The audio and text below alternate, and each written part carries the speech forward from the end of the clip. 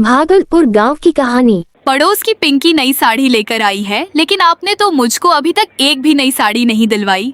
ढाबे पर ही तो काम करता हूँ। मालिक जितना देता है उतना तुम्हें ला कर दे देता हूँ।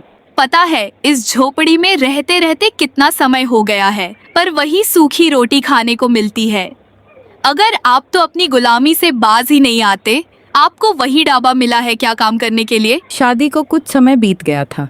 रामू उसको सारी खुशियां नहीं दे पा रहा था, इसलिए सीमा हमेशा चिड़चिड़ी रहा करती थी। और ऊपर से उसके पड़ोस में जब कोई नई चीज़ खरीद लेता तो उसके मन में उसे घृणा पैदा हो जाती और वो सारी घृणा अपने पति रामू पर आकर निकाल देती थी। एक दिन की बात है, रामू अपने ढाबे पर काम कर रहा था। इतनी देर से टेबल नंबर 24 का ग्राहक पुकार रहा है। सुनाई नहीं दिया? आजकल तेरा ध्यान ना जाने कहाँ रहता है। इस तरह से तो बिल्कुल नहीं चलेगा बेटा। मतलब एक काम कर, तू अपना है ना हिसाब कर ले और कहीं और जाकर काम देख ले।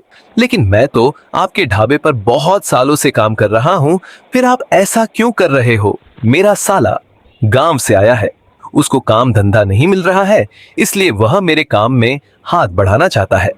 अब दो दो कारीगरों को तो मैं रख नहीं सकता, इसलिए तुझे यहां से जाना होगा। मालिक, आप तो जानते हैं मैं तंदूरी रोटी बहुत अच्छी बनाता हूँ और साथ में मिसाल भी।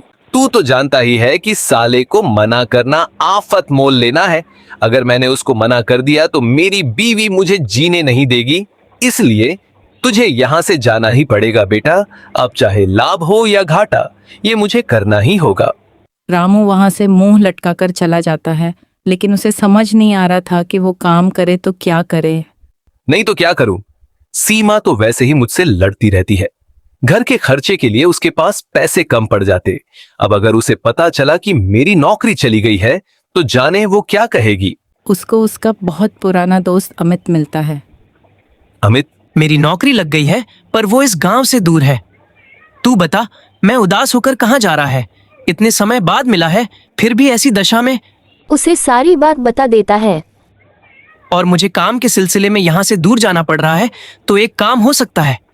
तू मेरा तंदूर ले ले और अपना एक नया काम शुरू कर ले।